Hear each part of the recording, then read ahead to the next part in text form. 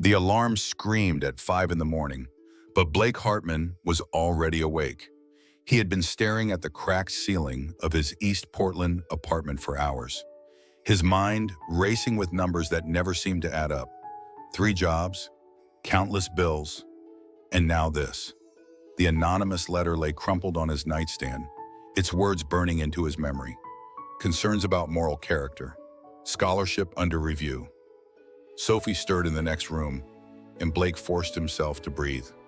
Today was Father's Day at New Heights Academy. Today, his 10-year-old daughter would perform the song she had written herself. Lyrics about heroes who come in every form. Heroes who work 3 jobs and still find time to braid hair and check homework. Blake slipped into the kitchen, his movements practiced and quiet. The kitchen smelled faintly of industrial cleaners from his night security job, embedded under his fingernails despite scrubbing.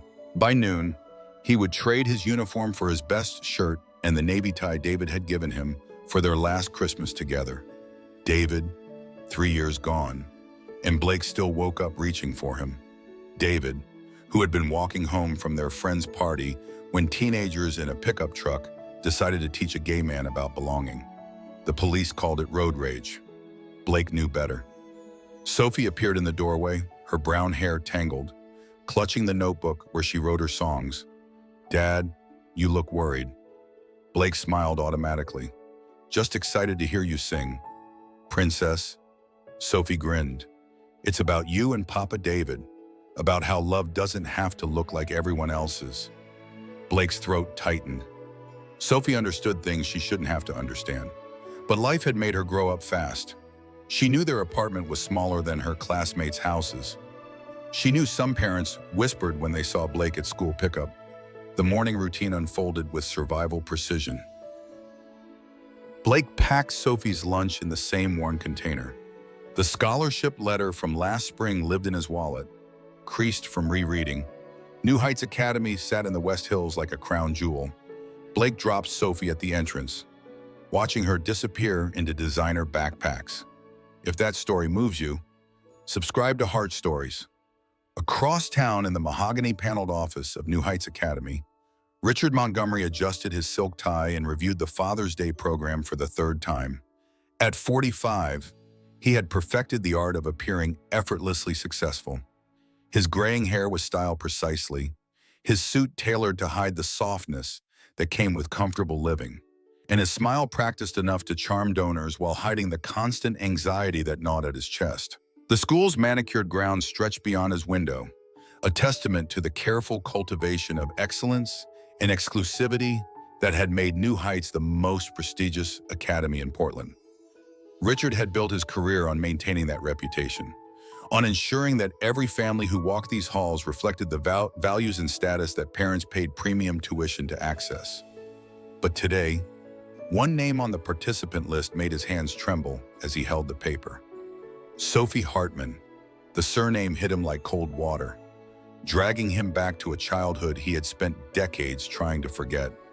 Back when he was Ricky Hartwell, sleeping on a mattress in a foster home basement, sharing hand-me-down clothes with his cousin Blake.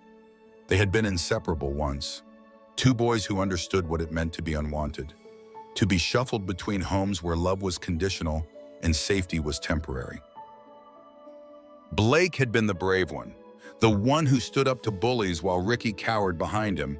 Blake had been the one who held Ricky when the nightmares came, when the memories of what certain foster fathers did in dark rooms became too much to bear. The transformation from Ricky Hartwell to Richard Montgomery hadn't happened overnight. It had been careful, calculated, years of erasing his past one document at a time. New Social Security applications, legal name changes, fabricated family histories. The boy who had once shared packets of stolen crackers with Blake was now a man who hosted wine tastings for school board members. His secretary knocked softly. "Principal Montgomery, your wife called. She wanted to remind you about the campaign event tonight." Rebecca's voice through the intercom made Richard flinch. His wife's political aspirations had grown more aggressive lately. Her school board campaign built on what she called traditional family values. Her latest platform emphasized protecting children from what she termed inappropriate influences in educational settings. Richard closed his eyes, remembering the last time he had seen Blake. It was 7 years ago, at David's funeral. Richard had stood in the back of the small church, watching his cousin grieve while Sophie, then only 3, clung to Blake's leg. Richard had wanted to approach, to offer comfort, to bridge the years of silence.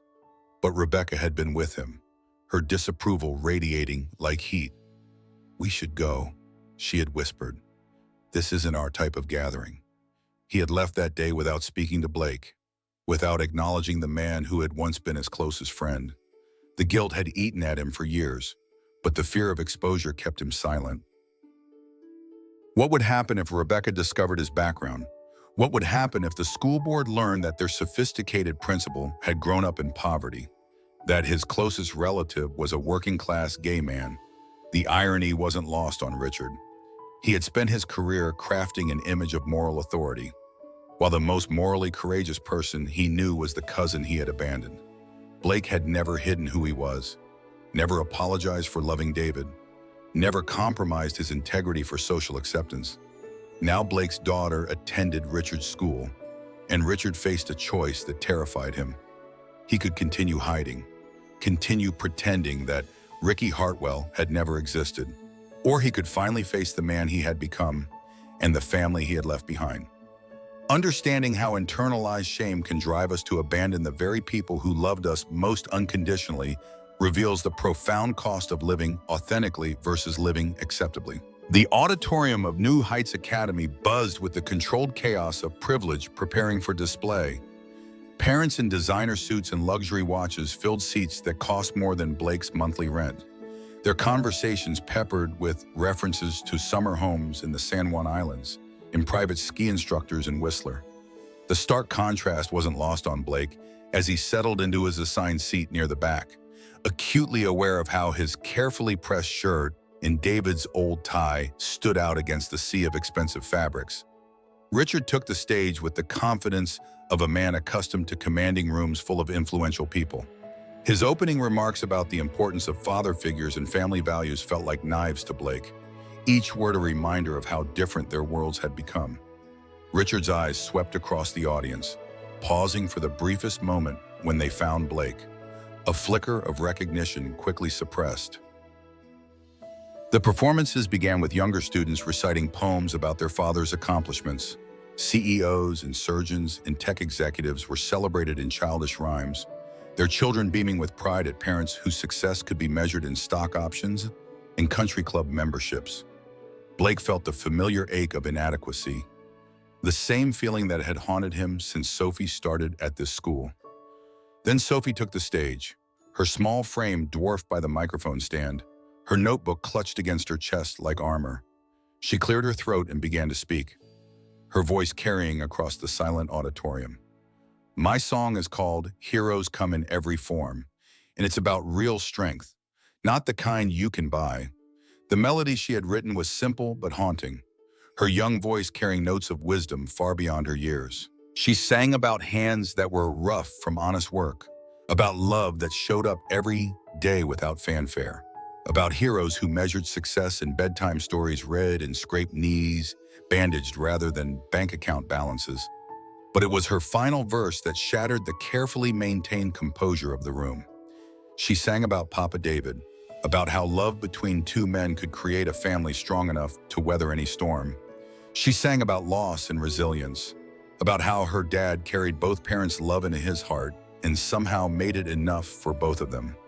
The auditorium fell silent. Some parents shifted uncomfortably in their seats, their prejudices laid bare by the innocence of a child's truth.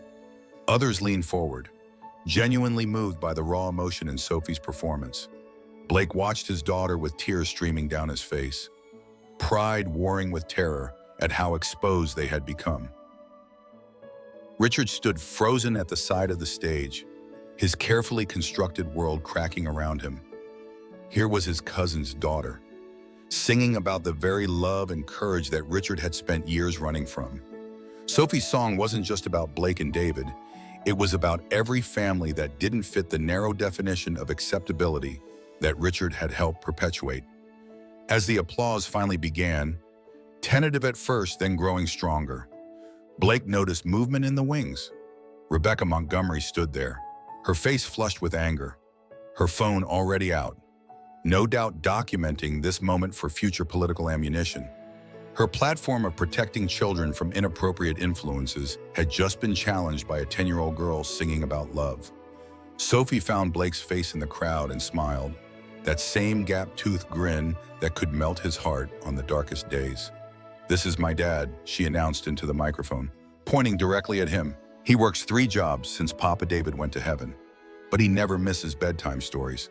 He teaches me that being different isn't being wrong. It's being brave." The applause swelled again, but Blake barely heard it. He was too busy watching Richard, seeing the internal war playing out across his cousin's features. Recognition, shame, longing, and fear battled in Richard's eyes as he stared at the family he had abandoned for the sake of social climbing. The performance ended, but Blake knew the real drama was just beginning. Sophie had just challenged every assumption in this room, and the consequences would ripple far beyond this Father's Day celebration. When children become the voices of courage that adults have lost, they remind us that authenticity is not a luxury, but a necessity for genuine human connection. The reception after the performances felt like walking through a minefield. Blake stood near the refreshment table, watching clusters of parents whisper while stealing glances in his direction. Some approached with genuine warmth, thanking him for Sophie's beautiful performance, but others maintained their distance like his presence might somehow contaminate their carefully curated world. Richard appeared at his elbow without warning, his face pale beneath his professional tan. "We need to talk," he said quietly, his voice carrying undertones of desperation. "Now, before Rebecca finds us." They slipped away from the crowd to an empty classroom, the silence stretching between them like 20 years of unspoken words. Richard closed the door and leaned against it, suddenly looking every day of his age. "Blake, I know you must hate me," he began, but his cousin cut him off. "I don't hate you, Ricky. I'm just trying to understand how you became someone who could file complaints against your own family." Blake's words hit like physical blows. Richard's carefully maintained composure crumbled as the accusation landed. "You know about the complaint?" Richard's voice cracked. Blake pulled the crumpled letter from his pocket, the words that had haunted him for days now serving as evidence of his cousin's betrayal. Richard stared at the paper, his hands shaking as the reality of his actions crashed down on him. "Rebecca found out about Sophie, about your connection to me. She's building her campaign on family values, on protecting children from what she calls dangerous influences. She threatened to expose my background, to destroy everything I've built." Richard's voice dropped to a whisper. "I gave her the ammunition she needed to target you because I was too afraid to lose my fake life." The confession hung between them like a death sentence. Blake felt the familiar ache of abandonment, the same feeling that had consumed him when their foster family split them up, when Richard stopped returning his calls, when he stood alone at David's funeral knowing his cousin was in the back of the church but too ashamed to approach. "You know what the worst part is?" Blake's voice remained steady despite the tears in his eyes. "Sophie talks about you. She remembers Uncle Ricky from when she was little. She asks why you never visit, why we don't see family anymore. I've spent years making excuses for you because I couldn't bear to tell her that some people choose comfort over love." Richard's breakdown was complete now. 20 years of suppressed guilt and self-hatred pouring out in ugly sobs. "I was 8 when Harold Morrison first came into my room," he whispered, 8 years old. "And every foster family after that had someone who told me I was too soft, too feminine, too much like you. I learned to hide everything that made me who I really was because being myself meant being hurt." The revelation shifted something in Blake's chest.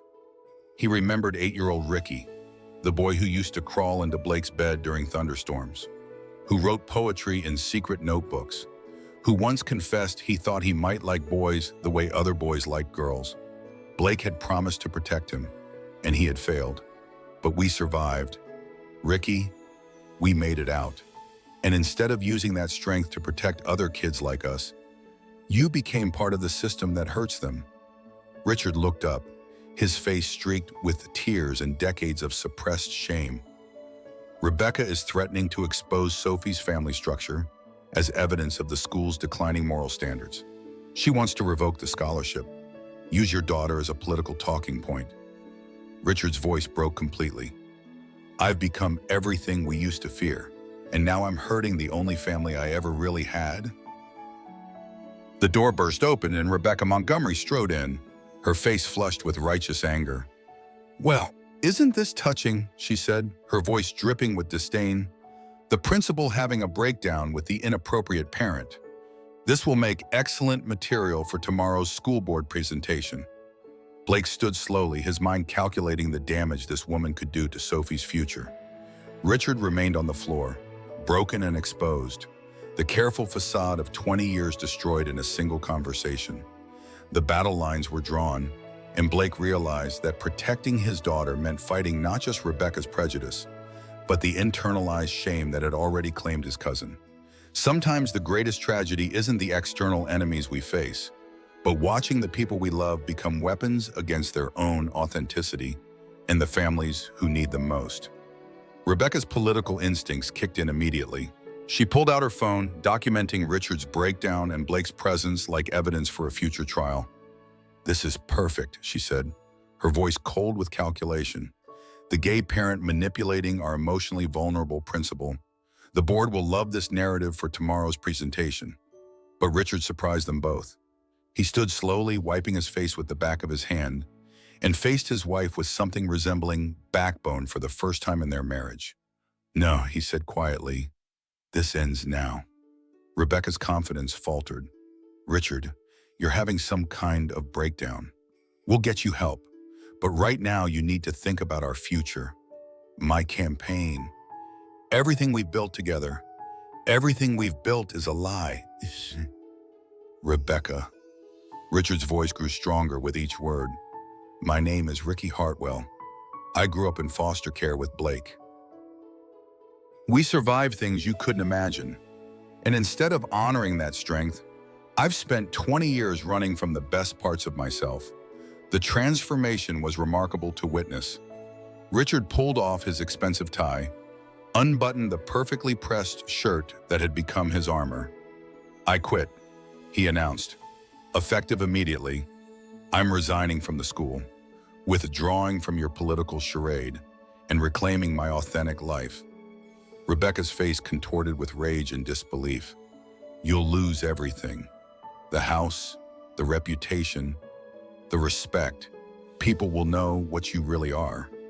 Blake stepped forward, placing a protective hand on his cousin's shoulder. "What he really is my family, and Sophie's uncle, and someone who's finally choosing love over fear." The weeks that followed brought chaos and revelation in equal measure. Richard's resignation sent shockwaves through New Heights Academy, but it also opened space for conversations about inclusion and authentic family structures. Sophie's performance had planted seeds that grew into a parent coalition advocating for broader definitions of family values. Rebecca's political career imploded when recordings surfaced of her threatening to weaponize a child's family against them for political gain. Portland's progressive reputation might have been skin-deep in some circles, but attacking children crossed lines even conservative voters couldn't stomach. Richard started over completely, taking a job at the Portland LGBTQ Community Center, using his administrative skills to help other families navigate systems designed to exclude them. The financial loss was devastating, but for the first time in decades, he could sleep without nightmares about being discovered. Blake and Sophie kept their scholarship through the advocacy of other families who had been moved by Sophie's courage. More importantly, Sophie got her Uncle Ricky back, the man who remembered her favorite bedtime stories and could finally admit he had always been proud of her dads. The next Father's Day found them in a different auditorium, at the community center's celebration of diverse families across Portland's diverse neighborhoods. Sophie performed again, this time singing about how courage isn't about being fearless, but about choosing love even when you're scared, even when the world tells you to hide. Richard sat in the front row, no longer hiding behind expensive suits and false identities. Finally understanding that the family he thought he had lost through his own cowardice and self-hatred had been waiting patiently for him to come home all along. Have you ever had to choose between safety and authenticity in your own life during these challenging times we face today in our modern society? Sophie's story shows us that sometimes our children can teach us the courage we thought we'd lost forever through years of hiding from who we truly are and what we stand for in our communities around us every day. Don't forget to like and subscribe to Heart Stories for more real stories about family, forgiveness, redemption, and finding your way back to authentic love that transforms communities and heals generational wounds that divide families across all backgrounds and experiences throughout America today and beyond our borders united.